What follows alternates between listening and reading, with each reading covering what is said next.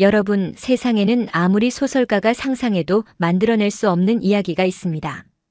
제 이야기가 바로 그렇습니다. 저는 러시아 블라디보스토크에서 태어난 고려인 3세, 올가 김입니다.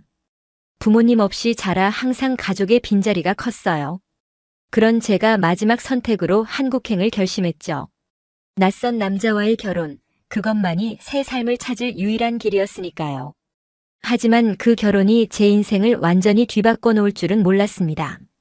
어느 날 우연히 발견한 상자 하나가 40년 전의 비밀을 열어젖혔고 저는 충격적인 진실과 마주하게 됐어요. 이 이야기를 어디서부터 시작해야 할지 모르겠네요. 모든 것이 믿기지 않는 기적 같은 일이었으니까요. 피보다 진한 인연이란 이런 걸까요?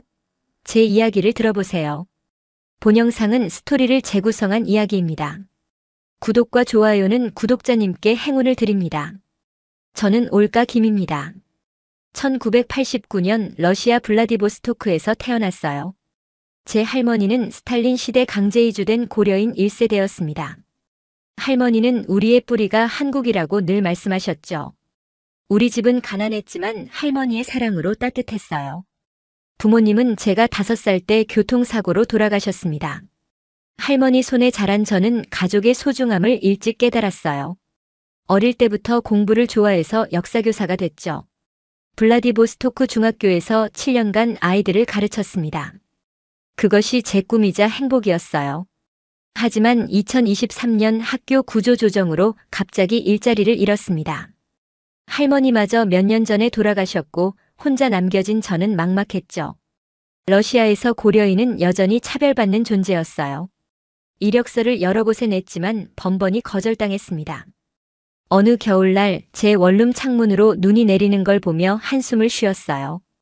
이대로 살아갈 수 없어. 그때 오래된 신문에서 한국 국제결혼 광고를 발견했습니다. 처음엔 웃어넘겼죠. 하지만 계속 실직 상태로 한 달, 2달이 지나자 점점 그 광고가 마음에 들어왔어요. 할머니가 말씀하신 우리의 뿌리, 한국. 어쩌면 거기서 새 삶을 찾을 수 있지 않을까? 용기를 내어 국제결혼 중개업체에 연락했습니다. 그렇게 몇 차례 화상통화 후 한국 전라북도 정읍의 배. 과수원을 하는 박노식이라는 52세 남자와 맞선을 봤죠. 박노식은 말이 적고 무뚝뚝했어요. 표정 변화도 거의 없었습니다. 하지만 성실해 보였고 제가 선택할 수 있는 옵션은 많지 않았죠. 그렇게 2023년 12월 저는 모든 것을 정리하고 한국행 비행기에 올랐습니다. 비행기 창문으로 블라디보스토크의 마지막 풍경을 바라보며 눈물을 삼켰어요. 잘 가, 내 고향. 언젠가 더 나은 모습으로 돌아올게. 손에는 낡은 사진 한 장을 꼭 쥐고 있었습니다. 할머니와 함께 찍은 유일한 가족 사진이었죠. 비행기가 이륙하며 느껴지는 압력처럼 가슴이 무거웠어요. 정말 이게 옳은 선택일까? 너무 절박한 나머지 더 큰 불행으로 뛰어드는 건 아닐까? 불안했습니다. 하지만 이미 돌이킬 수 없는 강을 건너고 있었죠. 인천공항에 도착했을 때 박노식은 약속대로 마중 나와 있었어요. 무표정한 얼굴로 짐을 받아들더니 묵묵히 차로 안내했습니다. 차 안에서 우리는 거의 대화하지 않았어요. 그저 창밖으로 처음 보는 한국의 풍경을 바라볼 뿐이었죠. 이제부터 이곳이 내 집이구나. 낯선 언어, 낯선 얼굴들, 낯선 음식.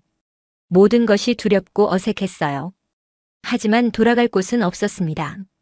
오직 앞으로 나아갈 수밖에 없었죠. 그렇게 저의 한국 생활이 시작됐습니다. 정읍에 도착했을 때는 이미 해가 저물어 있었어요. 시내에서 차로 30분 정도 떨어진 시골 마을이었죠. 박노식의 집은 넓은 배 과수원 옆에 자리한 단층 주택이었습니다. 그는 짐을 내려놓고 현관문을 열었어요. 들어오세요. 이게 첫날 그가 한 거의 유일한 말이었습니다. 집안은 깔끔했지만 어딘가 삭막했어요. 가구는 기본적인 것만 있었고 벽에는 그 어떤 사진도 걸려있지 않았죠. 마치 오랫동안 그냥 잠만 자는 공간 같았습니다. 그날 밤 저는 손님방으로 안내받았어요. 당분간 여기서 지내세요. 불편한 건 말해주세요. 박노식이 말했죠. 그의 배려에 감사했습니다.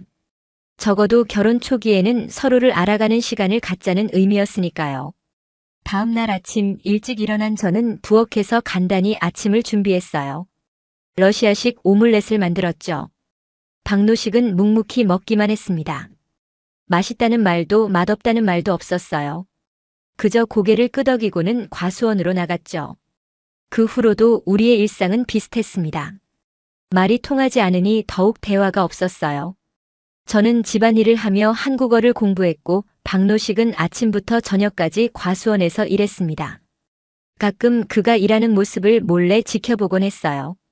단단한 손으로 나무를 다루는 모습이 믿음직스러웠죠.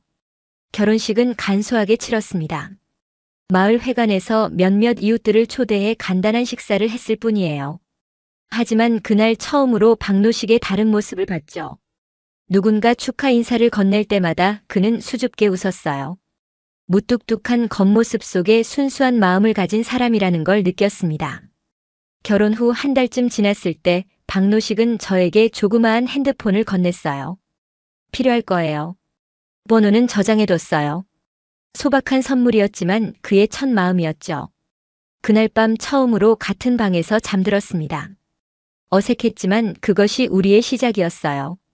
박노식에 대해 알게 된 것은 그가 고아라는 사실뿐이었습니다. 어떻게 고아가 됐는지, 부모님은 누구였는지 그런 이야기는 전혀 하지 않았어요. 질문에도 기억나지 않아요라고만 대답했죠. 그래서 더 이상 묻지 않았습니다. 과거보다는 현재와 미래가 중요하다고 생각했으니까요. 우리 집 근처에는 몇 가구 없는 작은 마을이었어요. 이웃들은 호기심 어린 눈으로 저를 바라봤죠. 러시아에서 왔다면서? 한국 음식은 먹을 만해? 질문은 많았지만 진심으로 다가오는 사람은 없었어요. 그저 구경거리 같았죠. 가끔은 너무 외로웠습니다. 밤에 혼자 울기도 했어요.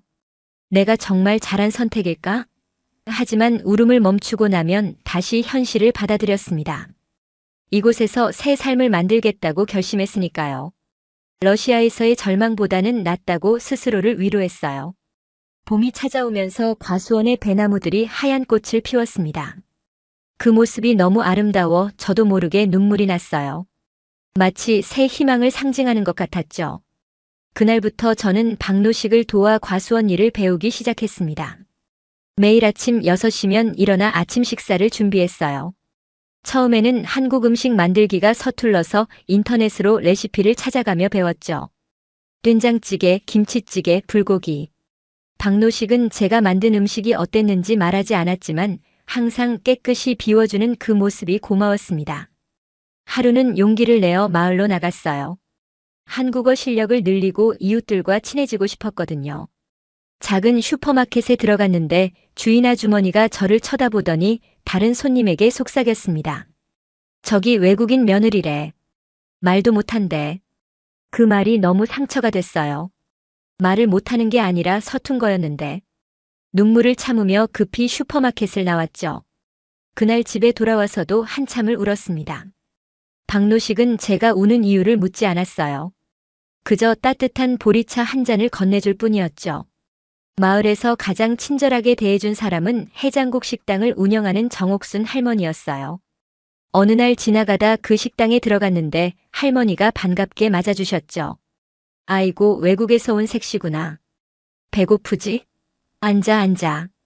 정옥순 할머니의 해장국은 정말 맛있었어요. 처음으로 한국 음식의 진짜 맛을 알게 됐죠. 식사를 마치고 돈을 내려는데 할머니가 손사래를 쳤습니다. 됐어. 우리 마을에 온 걸 환영한다고 생각해. 그날부터 일주일에 2~3번씩 할머니 식당에 들렀어요. 한국어도 배우고 음식 만드는 법도 배웠죠. 할머니는 제 서툰 한국어를 참을성 있게 들어주셨어요. 가끔은 함께 앉아 차를 마시며 이야기를 나눴습니다. 올가야, 넌 참 착한 아이구나. 노식이도 복이 많은 사람이야. 할머니의 말에 웃음이 났어요. 그때까지 박노식과 저의 관계는 여전히 어색했거든요. 하지만 할머니의 말이 왠지 위로가 됐죠. 어느 날 할머니가 제안했습니다. 우리 식당에서 일해볼래? 손님이 많을 때 도와주면 좋을 것 같아. 너무 기뻐 바로 수락했어요. 드디어 제자리를 찾은 것 같았죠. 박노식에게 말했더니 고개를 끄덕이며 좋은 일이네요 라고 했어요. 그의 입에서 나온 가장 긍정적인 말이었죠. 처음에는 설거지와 테이블 정리만 했어요. 하지만 점점 요리도 배우게 됐죠. 할머니는 엄격한 선생님이었어요. 아니, 그렇게 하는 게 아니라 이렇게. 하지만 그만큼 많은 것을 가르쳐 주셨죠. 특히 할머니의 해장국 비법은 정말 특별했어요. 식당에서 일하면서 마을 사람들과도 조금씩 가까워졌습니다. 처음엔 저를 외면하던 손님들도 제가 정성껏 서빙하는 모습을 보고 조금씩 마음을 열었어요. 러시아에서 왔다면서? 거기는 어때? 그런 질문에 최선을 다해 대답했죠. 하루는 할머니가 저에게 물었어요. 올가야, 고향에 가족은 없니? 그 질문에 마음이 아팠습니다. 네, 없어요. 부모님은 제가 어릴 때 돌아가셨고 할머니도 몇 년 전에 돌아가셨어요. 저 혼자예요. 할머니는 제 손을 꼭 잡아주셨어요. 이제 혼자 아니야. 여기 가족이 있잖니. 그 말에 눈물이 났습니다. 정옥순 할머니는 제게 어머니 같은 존재가 되어주셨어요. 가끔은 할머니 집에 가서 함께 텔레비전을 보기도 했죠. 할머니 집 벽에는 오래된 가족 사진들이 걸려 있었어요. 그중 한 사진에는 어린 남자아이가 있었습니다. 할머니, 이 아이는 누구예요? 궁금해서 물었죠. 할머니의 표정이 순간 어두워졌어요. 아, 그건 우리 아들이었어. 과거형으로 말하는 할머니의 목소리가 떨렸습니다. 더 이상 물어보지 않았어요. 분명 아픈 기억이 있으신 것 같았으니까요. 식당에서 일한 지 3개월쯤 되었을 때였어요. 아침부터 속이 좋지 않아 화장실을 자주 들락거렸죠. 처음에는 음식이 안 맞는다고 생각했어요. 하지만 증상이 계속되자 할머니가 걱정스러운 눈으로 물었습니다. 올가야, 혹시 생리 안 한 지 얼마나 됐니? 그 말에 깜짝 놀랐어요. 달력을 확인해 보니 2달이나 지났더군요. 설마. 그날 퇴근 후 약국에서 임신 테스트기를 샀습니다. 떨리는 마음으로 검사했는데 2줄이 선명하게 나타났어요. 임신이었죠. 기쁨보다는 두려움이 먼저 찾아왔어요. 아직 한국 생활에 완전히 적응하지 못했는데 아이까지 낳을 준비가 되었을까? 박노식은 어떤 반응을 보일까? 온갖 생각이 머릿속을 맴돌았죠. 그날 저녁 떨리는 마음으로 박노식에게 말했어요. 아기가 생겼어요. 그 순간 박노식의 표정이 변했습니다. 항상 무표정하던 그의 얼굴에 미소가 번졌어요. 생각지도 못한 반응이었죠. 정말요? 박노식이 물었어요. 제가 고개를 끄덕이자 그는 처음으로 저를 꼭 안아주었습니다. 그의 품은 따뜻했어요. 눈시울이 붉어진 그가 말했죠. 감사합니다. 정말 감사합니다. 그날 이후로 박노식이 완전히 달라졌어요. 아침에 제게 괜찮아요? 라고 묻고 퇴근 후에는 오늘 어땠어요? 라고 물었죠. 주말에는 함께 산책도 했어요. 처음으로 그와 손을 잡고 걸었습니다. 어색했지만 행복했어요. 임신 소식은 금방 마을에 퍼졌죠. 할머니가 가장 기뻐하셨어요. 아이고, 이게 웬 경사야.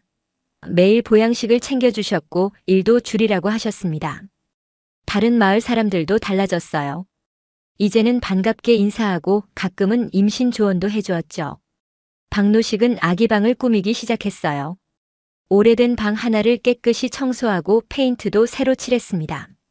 주말마다 시장에 가서 아기용품을 사왔어요. 아직 태어나지도 않은 아이를 위한 그의 정성이 감동적이었죠. 임신 5개월 차에 병원에서 초음파 검사를 받았어요. 의사 선생님이 말했죠.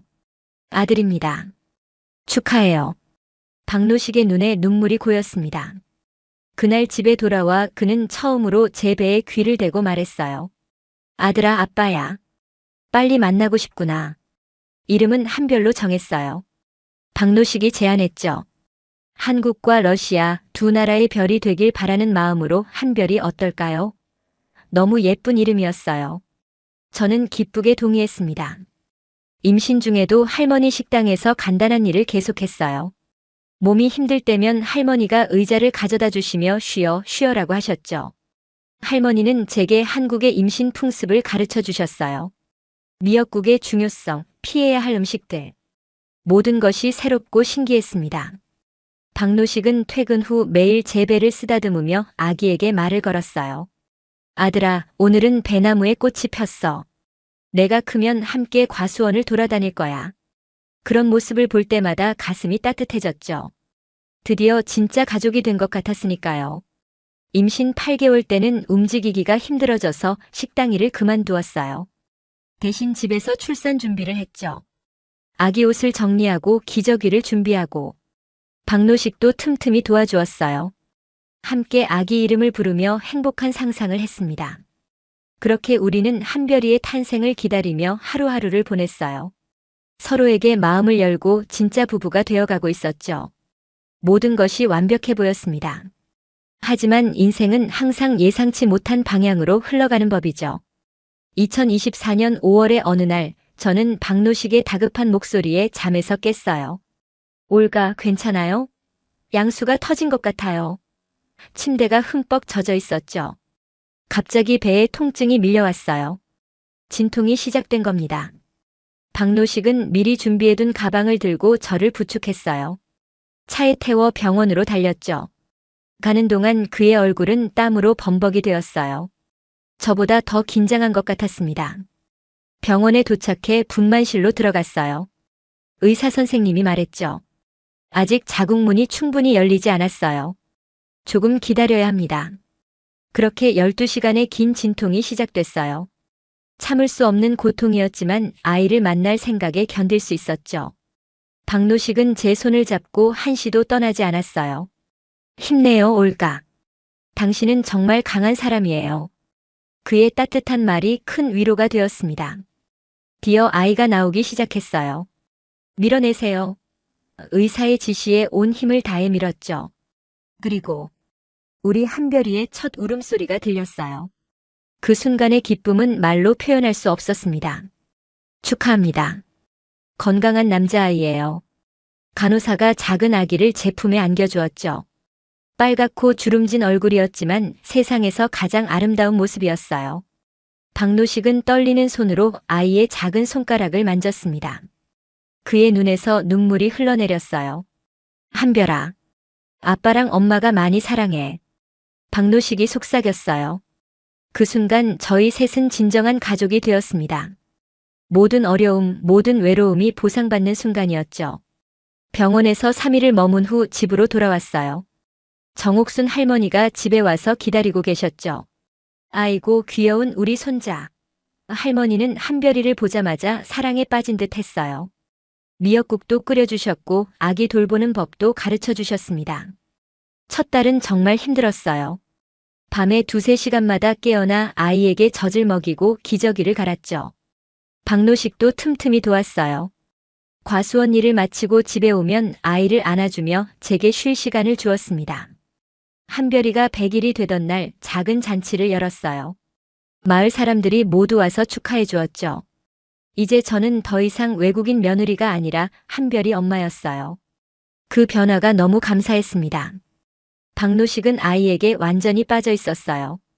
퇴근 후에는 항상 아이와 놀아주었고 주말에는 아이를 안고 과수원을 산책했죠. 한별아, 이건 배나무야. 나중에 내가 물려받을 거야.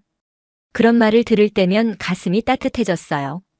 한별이가 6개월이 되었을 때 처음으로 아빠라는 소리를 냈어요. 정확한 발음은 아니었지만 아바처럼 들렸죠. 박노식은 그 소리를 듣고 눈물을 흘렸어요. 아들이 나를 아빠라고 불렀어요. 그날 저녁 박노식은 마을 슈퍼에서 작은 케이크를 사왔습니다. 정옥순 할머니는 일주일에 3~4번씩 찾아와 아이를 돌봐주셨어요. 덕분에 저는 다시 식당에서 일할 수 있었죠. 할머니는 한별이를 자신의 손자처럼 사랑했어요. 우리 한별이가 커서 뭐가 될까? 의사? 선생님? 그런 행복한 상상을 하셨죠. 가을이 깊어가던 어느 날 과수원에는 배 수확이 한창이었어요. 그날 저는 식당에서 일하고 있었는데 갑자기 마을 사람들이 급히 들어왔습니다. 올가 씨, 큰일 났어요. 노식 씨가 사다리에서 떨어졌어요. 그 말에 온몸이 얼어붙었어요. 급히 과수원으로 달려갔죠. 구급차가 이미 와 있었어요. 박노식은 의식이 없는 상태로 들것에 실려 있었습니다. 머리에서 피가 흐르고 있었어요. 여보, 여보. 저는 울부짖었지만 박노식은 대답이 없었어요. 구급대원이 말했죠. 빨리 병원에 가야 합니다. 머리를 심하게 다쳤어요. 저는 정신없이 구급차에 올랐어요. 정옥순 할머니가 한별이를 돌봐주기로 했죠. 병원에 도착해 응급실로 들어갔어요. 의사들이 급히 박노식을 살펴보았죠. 저는 밖에서 초조하게 기다렸어요. 1시간 후 의사가 나왔습니다. 그의 표정만 봐도 알 수 있었어요. 죄송합니다. 최선을 다했지만 그 순간 세상이 무너지는 것 같았습니다. 박노식은 뇌출혈로 그 자리에서 돌아가셨어요. 너무 갑작스러운 일이었죠. 어제까지 아이와 놀아주던 그가 이제는 없었습니다. 장례식은 3일간 진행됐어요. 마을 사람들이 모두 와서 조문했죠. 저는 한별이를 아는 채 멍하니 앉아 있었어요. 실감이 나지 않았습니다. 방금 전까지 함께 있던 사람이 갑자기 사라진다는 게 어떻게 가능한 일일까요? 정옥순 할머니가 저를 끝까지 도와주셨어요. 장례 절차를 모두 할머니가 챙겨주셨죠. 올까야 힘내. 한별이가 있잖아. 그 말이 제게 유일한 위로였습니다. 그래요, 한별이가 있었어요. 아직 8개월밖에 안 된 우리 아들이요. 장례를 마치고 집으로 돌아왔을 때 그 빈자리가 너무 크게 느껴졌어요. 아침에 일어나 식탁에 앉았는데 박노식의 자리가 비어 있었죠. 저도 모르게 2개의 밥을 퍼놓고 있었어요. 그제서야 현실을 깨달았습니다. 그는 이제 없어요. 슬퍼할 시간도 없었습니다. 생계를 꾸려야 했으니까요. 박노식의 과수원을 어떻게 해야 할지 고민했어요. 저는 과수원 일을 잘 모르는데 마을 이장님이 도와주셨죠. 올가 씨, 일단 내가 사람들을 구해서 수확은 마무리할게. 그 다음엔 천천히 생각해보자. 정옥순 할머니는 거의 매일 저희 집에 오셨어요. 한별이를 돌봐주고 집안일도 도와주셨죠. 올가야, 우리 집으로 이사 올래? 혼자 이 큰 집에서 지내기 힘들잖아. 할머니의 제안이 고마웠지만 이곳이 박노식과의 추억이 있는 곳이었기에 남기로 했어요. 박노식의 통장을 확인했는데 다행히 약간의 저축이 있었어요. 당장 생활하는 데는 문제가 없었죠. 하지만 앞으로는 어떻게 해야 할지 막막했습니다. 한국에서의 제 상황은 여전히 불안정했으니까요. 할머니 식당에서 일하는 시간을 늘렸어요. 한별이는 할머니나 마을의 다른 아주머니들이 봐주셨죠. 손님들은 제 사정을 알고 더 친절하게 대해주었어요. 올가 씨 힘내요. 우리가 있잖아요. 그런 말들이 큰 힘이 되었습니다. 그러던 어느 날 저녁 박노식의 물건들을 정리하다가 침대 밑에서 낡은 나무 상자를 발견했어요. 열어보니 오래된 사진과 종이들이 들어있었죠. 대부분은 한글로 쓰여 있어 읽기 어려웠어요. 하지만 그 중에는 러시아어로 된 메모도 있었습니다. 블라디보스토크 시장 1984년 5월 7일이라고 쓰여 있었어요. 그리고 아이의 그림이 그려져 있었죠. 왜 박노식이 이런 메모를 갖고 있었을까? 러시아어로 된 메모라니. 이상했어요. 상자에는 또 다른 물건들도 있었어요. 작은 곰 인형, 어린이용 장난감 자동차, 그리고 낡은 티켓 한 장. 마치 어린 시절의 소중한 물건들 같았죠. 하지만 박노식은 자신의 어린 시절에 대해 한 번도 이야기한 적이 없었어요. 가장 이상한 것은 상자 바닥에 있던 작은 종이였어요. 그곳에는 한글과 러시아어로 김정호라고 쓰여 있었습니다. 김정호? 박노식의 본명이 김정호였나요? 아니면 다른 사람의 이름일까요? 이 모든 것이 의문투성이었어요. 하지만 물어볼 사람이 없었죠. 박노식은 이제 없고 누구에게 이 상자에 대해 물어봐야 할까? 정옥순 할머니? 하지만 할머니가 이것에 대해 아실까요? 다음 날 그 상자를 들고 할머니 식당으로 갔어요. 손님이 없을 때를 기다려 물었죠. 할머니, 혹시 이 상자에 대해 아세요? 박노식. 아니, 혹시 김정호라는 사람을 아시나요? 그 순간 할머니의 얼굴이 하얗게 변했어요. 그릇을 떨어뜨리며 비틀거리셨죠. 급히 할머니를 부축했어요. 할머니, 괜찮으세요? 할머니는 떨리는 손으로 상자를 만지셨어요. 이걸 어디서 찾았니? 남편 물건을 정리하다가요. 할머니, 무슨 일이에요? 왜 이렇게 놀라세요? 할머니는 의자에 천천히 앉으셨어요. 그리고 깊은 한숨을 내쉬셨죠. 올까야. 내가 내게 말해야 할 이야기가 있구나. 정옥순 할머니의 목소리가 떨렸어요. 이 상자. 내가 40년 전에 잃어버린 아들의 것이야. 할머니의 말에 온몸에 전율이 흘렀습니다. 할머니의 아들이요? 할머니는 눈물을 훔치며 이야기를 시작하셨어요. 1984년 우리 아들 정우가 5살이었을 때였어. 남편이 러시아와 무역을 하던 시절이라 가족끼리 블라디보스토크에 갔었지. 시장에서 잠시 눈을 뗀 사이에 아이가 사라졌어. 할머니의 말에 가슴이 아팠어요. 얼마나 찾았는지 몰라. 러시아 경찰도 도왔지만 결국 찾지 못했어. 한 달 후 우리는 한국으로 돌아와야 했지. 남편은 그 충격으로 병들어 몇 년 후 세상을 떠났어. 상자를 다시 보니 다른 의미로 다가왔어요. 이 작은 물건들은 잃어버린 아이의 기억이었던 거죠. 그럼 이 러시아어 메모는 뭐죠? 우리가 정우를 잃어버린 날이야. 남편이 적어둔 거지. 혹시라도 아이를 다시 찾게 될까봐. 할머니의 눈에서 눈물이 흘렀어요. 근데 왜 이게 노식이한테 있었을까? 그 순간 머릿속에 번개가 쳤어요. 말도 안 되는 생각이었지만 할머니 혹시 박노식, 아니 김정호에게 특별한 표시 같은 게 있었나요? 점이라든가. 할머니가 깜짝 놀라셨어요. 어떻게 알았니? 우리 정호는 오른팔 안쪽에 까만 점이 있었어. 콩알만한 점이. 제 심장이 빠르게 뛰기 시작했어요. 남편도 오른팔에 점이 있었어요. 서로를 바라보는 눈빛에서 모든 것을 알 수 있었어요. 믿기 어려운 진실이었지만 박노식은 정옥순 할머니의 잃어버린 아들 김정호였던 겁니다. 어떻게 이런 일이? 노식이가 우리 정호라고? 할머니의 목소리가 떨렸어요. 그런데 왜 자신이 누군지 말하지 않았을까? 왜 날 알아보지 못했을까? 그건 저도 궁금했어요. 상자를 다시 살펴보니 작은 수첩이 있었죠. 펼쳐보니 러시아어로 일기처럼 적힌 내용이 있었어요. 떨리는 마음으로 읽기 시작했습니다. 나는 누구인가? 기억나는 건 시장에서 울고 있던 것뿐. 러시아 고아원에서 자랐다. 한국 사람이라는 것만 알았다. 이름은 잊어버렸고 고아원에서 올렉이라고 불렀다. 20살에 고아원을 나와 일했다. 어느 날 한국인 무역상을 만났고 그가 나를 한국으로 데려왔다. 그때 박노식이라는 이름을 받았다. 내 진짜 이름, 내 가족. 찾을 수 있을까? 눈물이 멈추지 않았어요. 박노식. 아니, 정호는 자신의 정체성을 찾고 있었던 거예요. 하지만 운명의 장난처럼 자신의 고향 마을로 돌아왔고 심지어 친어머니가 운영하는 식당 바로 옆에서 살았던 겁니다.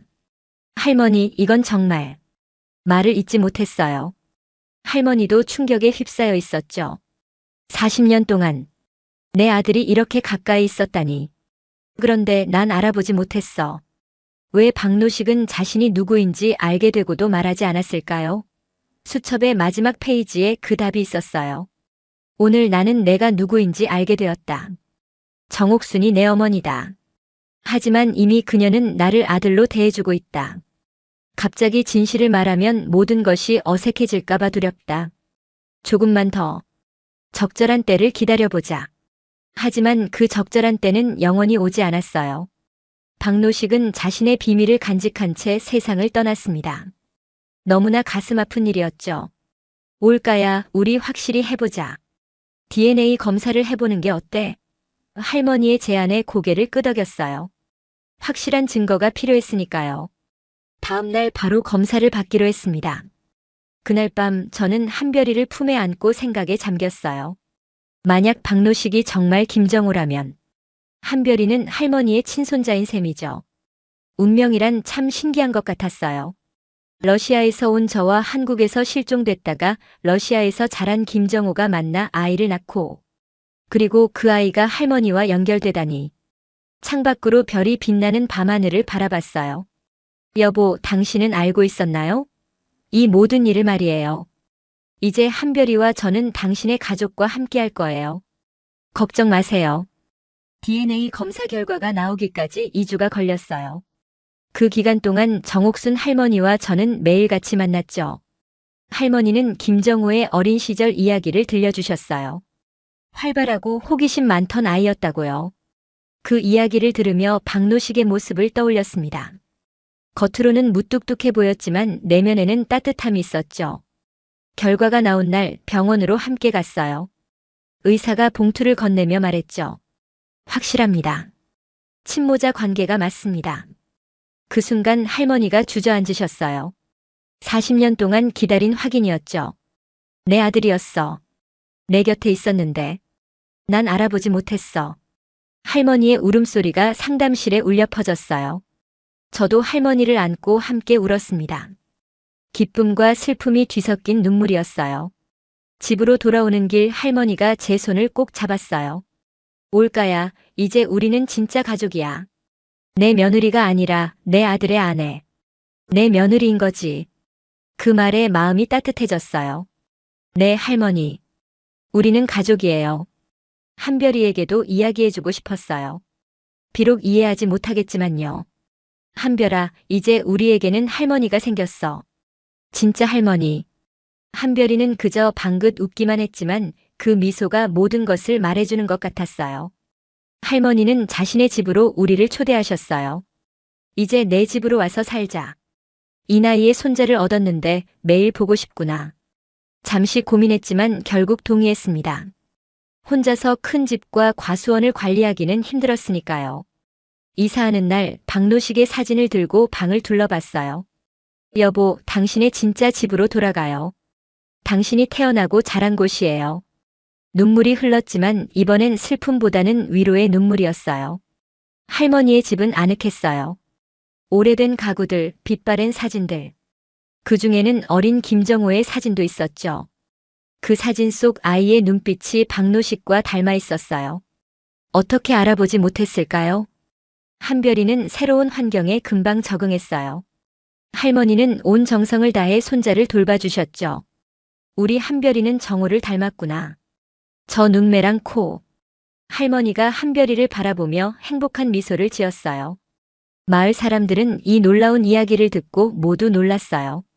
세상에 정말 드라마 같은 일이네. 운명이란 게 있긴 있나 봐. 다들 신기해하며 축하해 주었죠.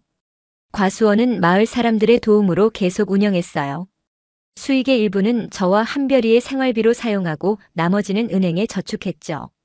한별이가 크면 물려줄 거예요. 할머니께 말씀드렸더니 고개를 끄덕이셨어요. 그래, 그게 정호도 원했을 거야.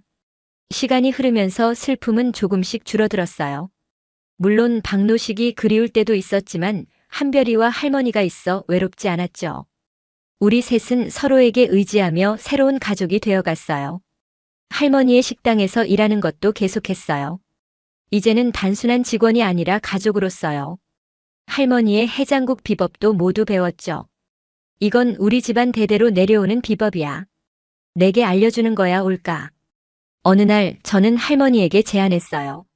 할머니, 식당 메뉴에 러시아 음식도 넣어보는 건 어떨까요?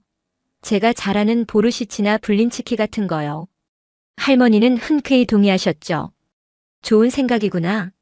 우리 식당에 새로운 바람을 불어넣자. 그렇게 해장국 식당은 고려반상이라는 이름으로 바뀌었어요. 한국 음식과 러시아 음식이 함께 있는 독특한 식당이 된 거죠.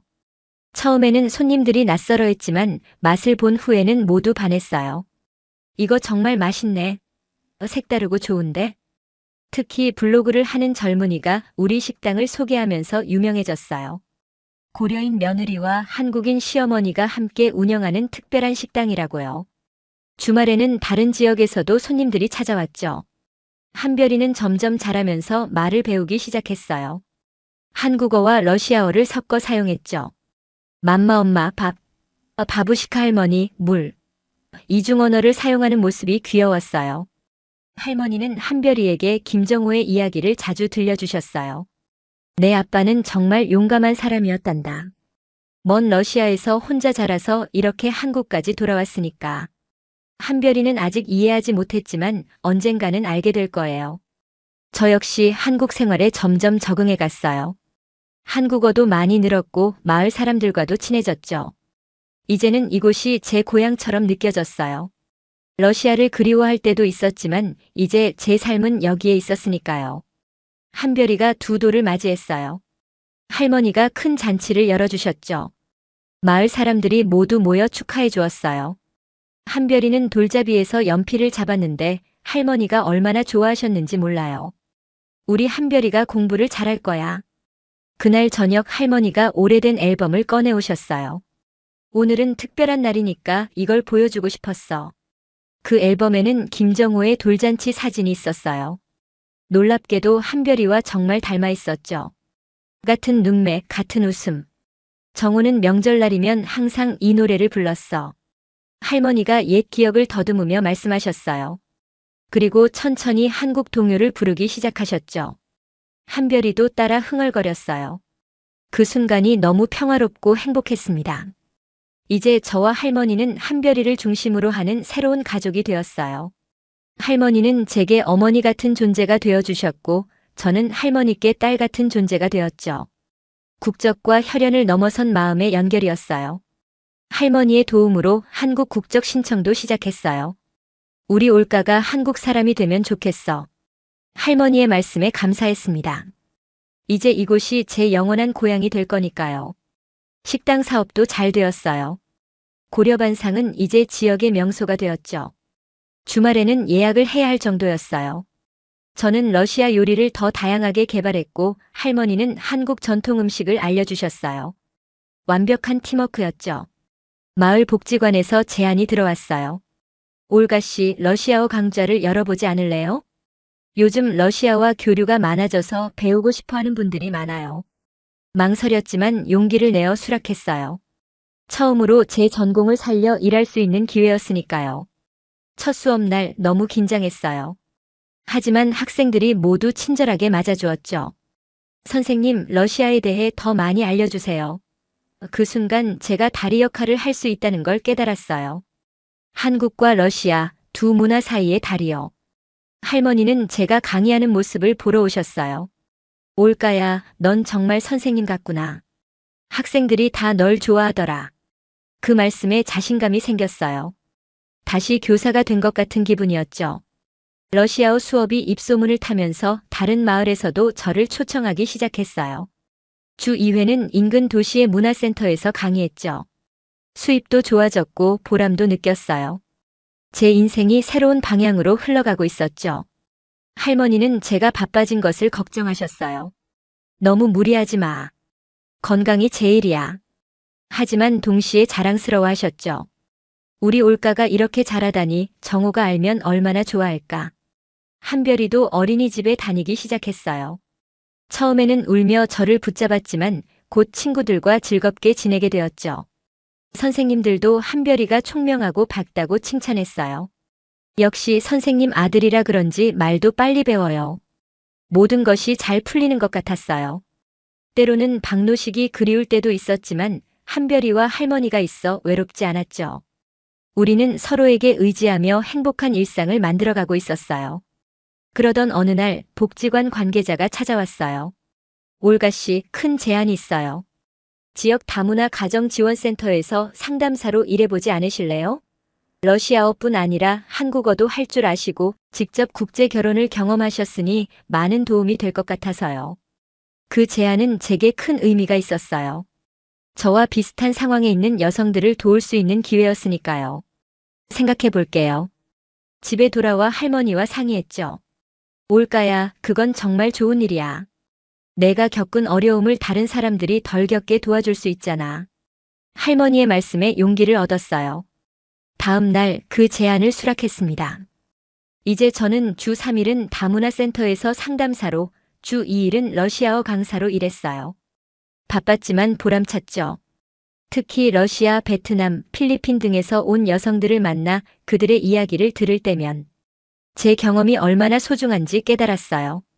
한 번은 러시아에서 온 새 신부가 울면서 상담실을 찾아왔어요. 너무 외로워요. 집에 가고 싶어요. 그 모습이 예전의 제 모습 같았죠. 그녀의 손을 잡고 말했어요. 처음은 다 그래요.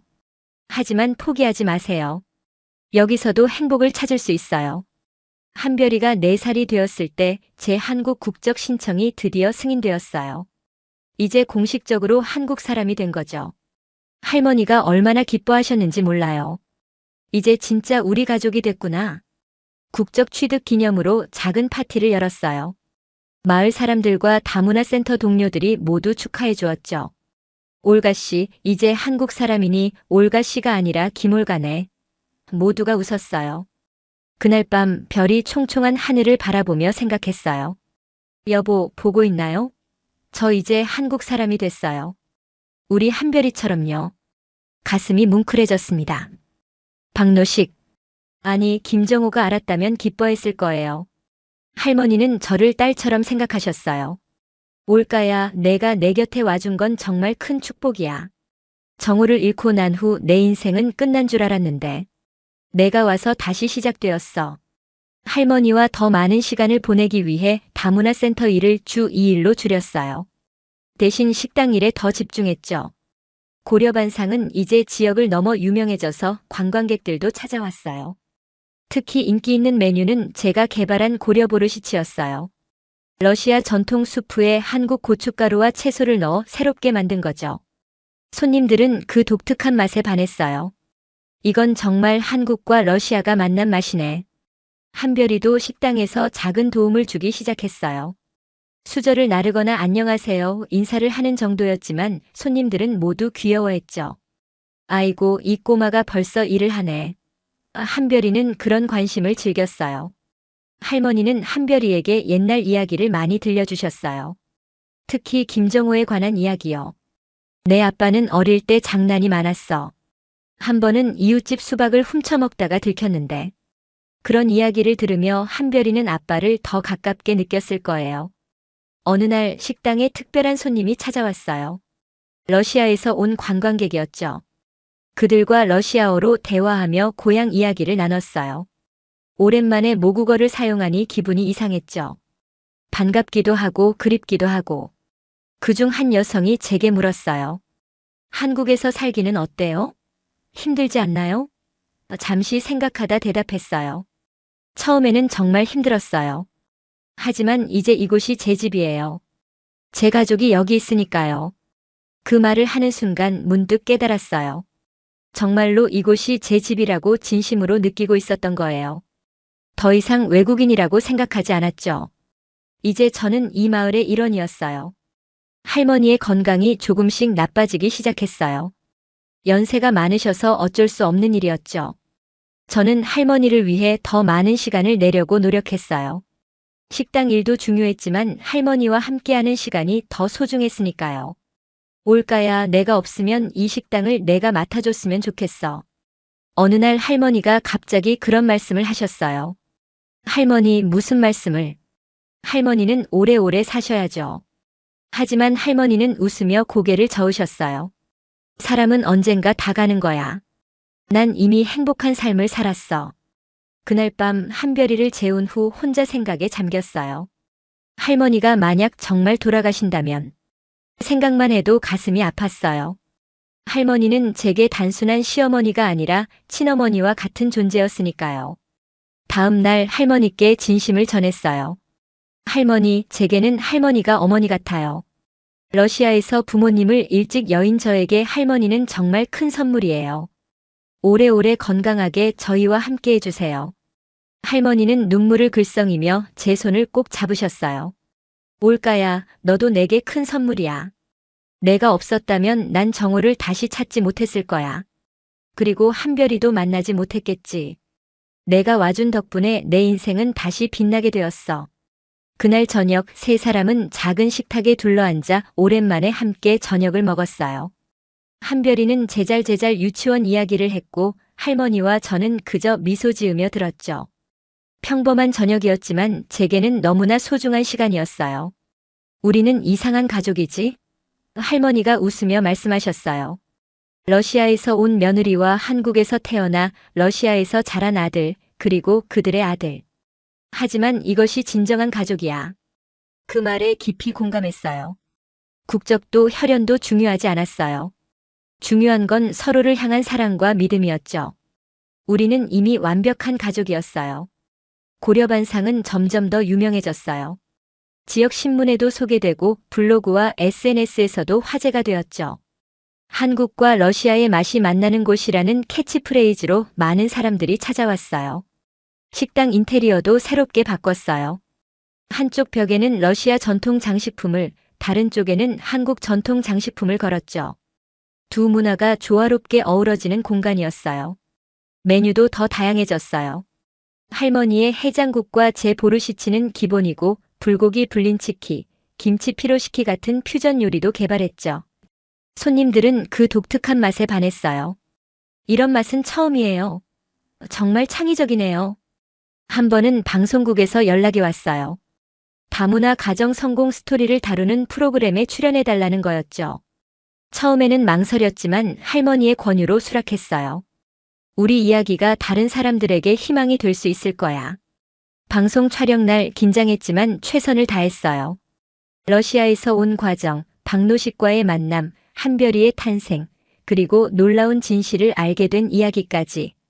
모든 것을 솔직하게 말했죠. 남편이 사실은 시어머니의 잃어버린 아들이었다니 정말 드라마 같은 이야기네요. 진행자가 놀라며 말했어요. 네, 저도 믿기지 않았어요. 하지만 DNA 검사로 확인했죠. 운명이란 참 신기한 것 같아요. 방송이 나간 후 식당은 더욱 붐볐어요. 전국 각지에서 손님들이 찾아왔죠. TV에서 봤어요. 진짜 감동적인 이야기더라고요. 모두 저희 가족의 이야기에 감동받은 것 같았어요. 할머니는 그 관심이 부담스러우셨지만 한편으로는 자랑스러워 하셨어요. 우리 이야기가 이렇게 많은 사람들에게 희망이 되다니. 정호도 하늘에서 보고 있을 거야. 한별이는 갑자기 유명해진 상황이 신기한 듯 했어요. 엄마, 우리가 TV에 나와서 다들 나를 알아봐. 천진난만한 모습이 귀여웠어요. 한별이는 벌써 5살이 되었고 한국어와 러시아어를 모두 유창하게 구사했죠. 다문화 센터에서의 일도 계속했어요. 이제는 더 많은 여성들이 저를 찾아왔죠. 올가 씨처럼 되고 싶어요. 어떻게 그렇게 잘 적응하셨어요? 제 경험을 나누며 그들에게 용기를 주려 노력했어요. 처음은 누구나 힘들어요. 하지만 포기하지 마세요. 천천히 한 걸음씩 나아가면 언젠가는 이곳이 여러분의 집이 될 거예요. 그런 말들이 그들에게 작은 위로가 되길 바랐습니다. 할머니의 건강은 계속 걱정이었어요. 병원에 정기적으로 검진을 받으셨지만 연세가 있으셔서 체력이 예전 같지 않았죠. 그래도 한별이와 놀아주시는 모습을 볼 때면 할머니의 얼굴에 환한 미소가 번졌어요. 할머니, 오래오래 건강하셔야 해요. 한별이가 초등학교도 가고 중학교, 고등학교도 가는 걸 봐야죠. 제 말에 할머니는 웃으셨어요. 그럼 내가 잘 먹고 운동도 열심히 해야겠구나. 어느 날 할머니가 오래된 상자를 들고 오셨어요. 올까야, 이건 정호의 아기 때 물건들이야. 한별이에게 주고 싶어. 상자 안에는 낡은 곰 인형, 작은 한복, 그리고 노란 손수건이 있었죠. 이 손수건은 내가 직접 정호의 이름을 수놓은 거야. 한별이 이름도 수놓을까 해. 할머니의 손길이 떨렸어요. 시간이 이렇게 흘렀구나 싶었죠. 할머니의 아들이었던 김정호가 이제는 아들 한별이의 아버지가 되었으니까요. 그해 가을 우리는 박노식, 아니 김정호의 묘소를 찾았어요.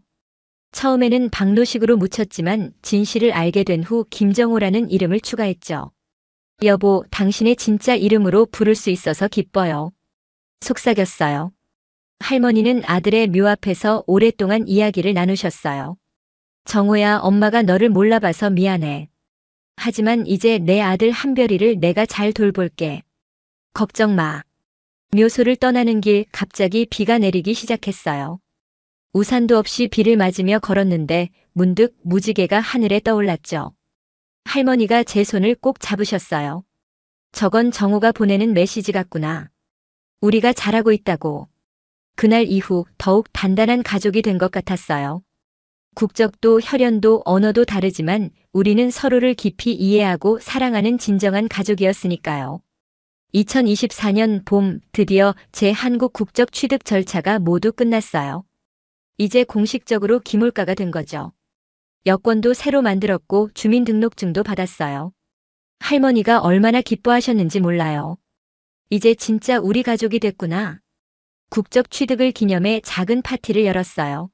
마을 사람들과 다문화센터 동료들, 그리고 다른 지역에서 온 러시아 친구들까지 모두 모여 축하해 주었죠. 올가 씨가 아니라 이제 김올가 씨네. 다들 웃으며 말했어요. 할머니는 특별히 제게 선물을 주셨어요. 오래된 금반지였죠. 이건 내 어머니가 나에게, 내가 정우 아버지에게 준 가족 반지야. 이제 내 차례야. 너무 감동적이어서 말을 잇지 못했어요. 진정한 가족으로 인정받는 느낌이었죠. 한별이는 이제 유치원에 다니며 많은 친구들을 사귀었어요. 선생님들도 한별이가 밝고 총명하다고 칭찬했죠.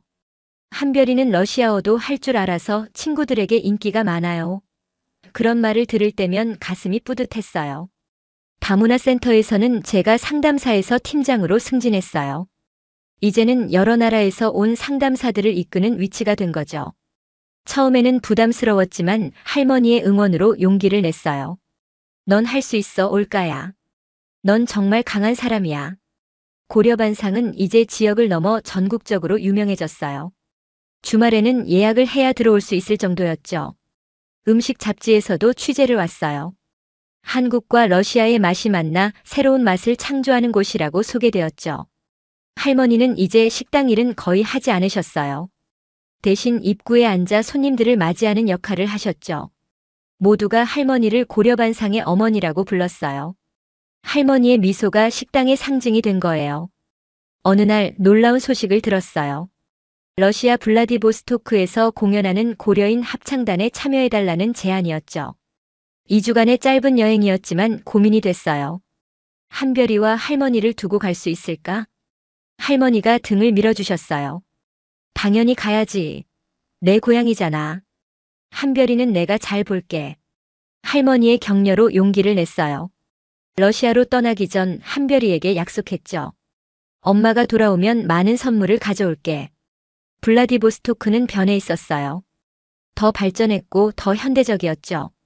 하지만 공기의 냄새, 거리의 소리는 여전히 제 기억 속에 있는 그대로였어요. 고향이라는 건 이런 거구나 싶었죠. 공연은 대성공이었어요. 러시아인들과 고려인들이 함께 어우러진 무대였죠. 한국 전통 노래와 러시아 민요를 번갈아 부르며 문화적 화합을 보여주었어요. 많은 사람들이 감동했고 지역 신문에도 크게 보도되었죠. 블라디보스토크에서의 2주는 빠르게 지나갔어요. 마지막 날 예전에 살던 동네를 찾아갔죠. 제가 자랐던 작은 아파트, 학교, 공원. 모든 것이 추억으로 가득했어요. 하지만 이상하게도 그리움보다는 감사함이 더 컸어요. 이곳에서의 삶이 저를 지금의 모습으로 만들어 주었으니까요. 한국으로 돌아오는 비행기에서 창밖을 바라보며 생각했어요. 이제 내 집은 한국이구나. 몇 년 전만 해도 상상할 수 없었던 일이죠. 러시아를 떠날 때는 두려움과 불안함으로 가득했는데 이제는 한국으로 돌아가는 길이 설렘으로 가득했어요. 인천공항에 도착했을 때 한별이와 할머니가 마중 나와 있었어요. 엄마, 한별이가 달려와 제 품에 안겼죠. 할머니는 환한 미소로 저를 맞아주셨어요. 우리 올가 잘 다녀왔니? 그 순간 느꼈어요. 이곳이 제 진짜 집이라는 것을. 집으로 돌아오는 길 한별이는 계속 제 무릎에 앉아 러시아에서의 이야기를 들려달라고 졸랐어요. 엄마 고향은 어때요? 추워요. 친구들은 많이 만났어요? 순수한 호기심에 웃음이 났죠. 할머니는 제가 없는 동안 있었던 일들을 들려주셨어요. 한별이가 유치원에서 상을 받았다는 것, 식당에 새로운 단골 손님들이 생겼다는 것. 평범한 일상이었지만 그 모든 것이 소중하게 느껴졌어요. 집에 도착해 러시아에서 가져온 선물을 나눠주었어요. 한별이에게는 마트료시카 인형과 전통 의상을, 할머니에게는 예쁜 숄과 차 세트를 드렸죠.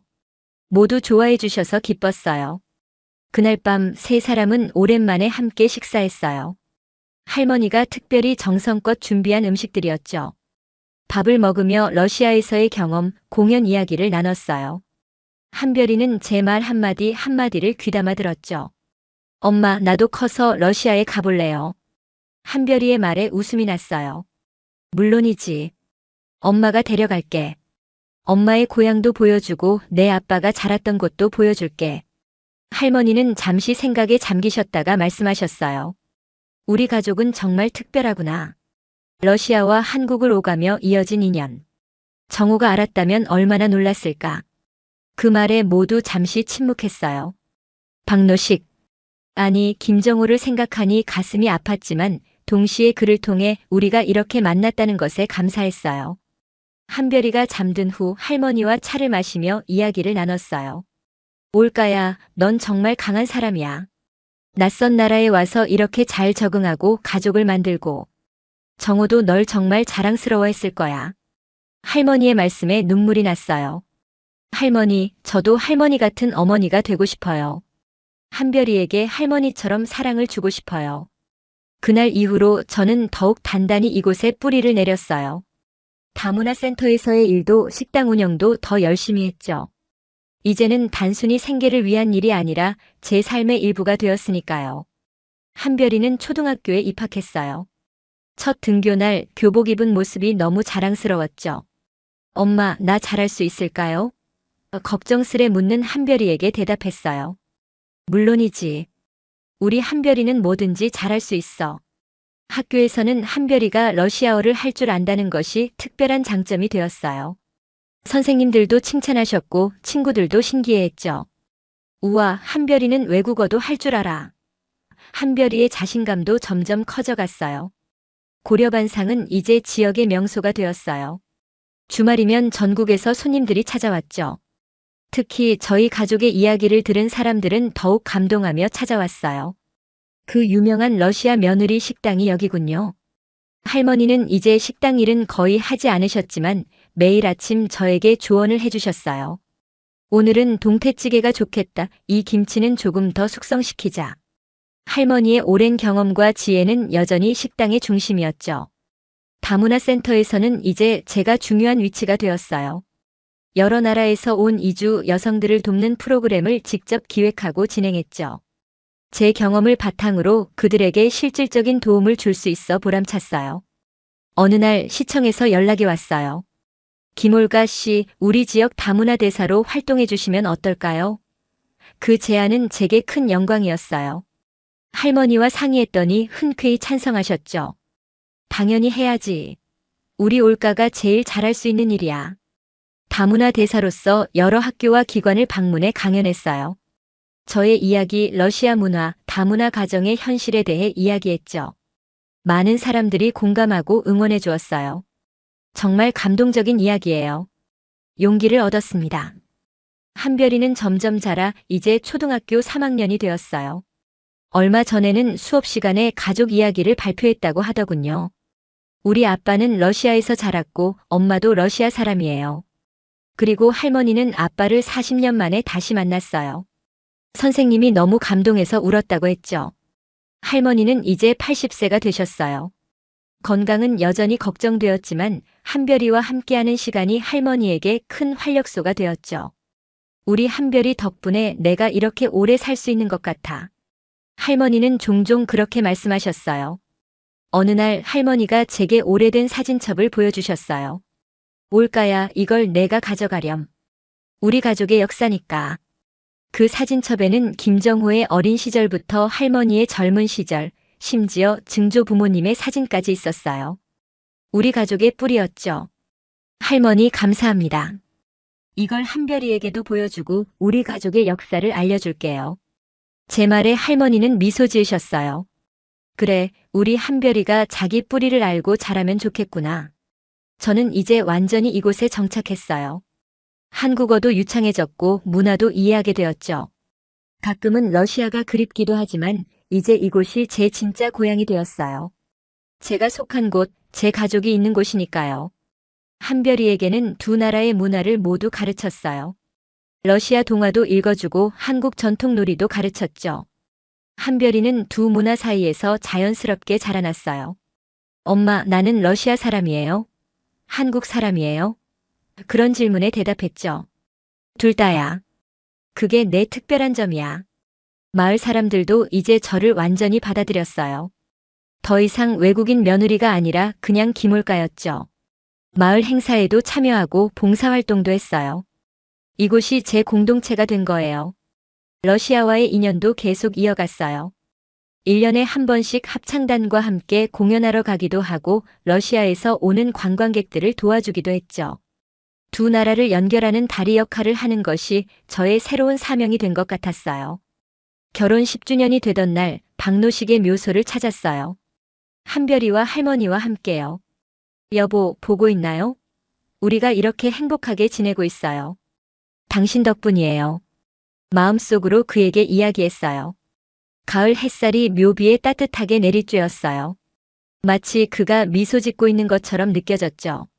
할머니는 아들의 묘 앞에 꽃을 놓으며 말씀하셨어요.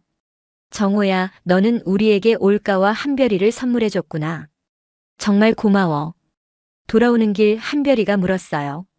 엄마, 우리 가족이 좀 특이한가요? 그 순수한 질문에 웃음이 났어요. 그래, 우리는 조금 특별한 가족이야. 하지만 그게 우리를 더 강하고 특별하게 만들어주는 거야. 우리의 이야기는 여기서 끝이 아니에요. 앞으로도 계속될 테니까요. 한별이가 자라 자신의 길을 찾아가는 모습, 할머니의 지혜가 우리 가족에게 계속 전해지는 모습, 그리고 저의 한국 생활이 더욱 깊어지는 모습. 모두가 우리 가족 이야기의 다음 장이 될 거예요. 가끔은 이 모든 것이 꿈만 같아요.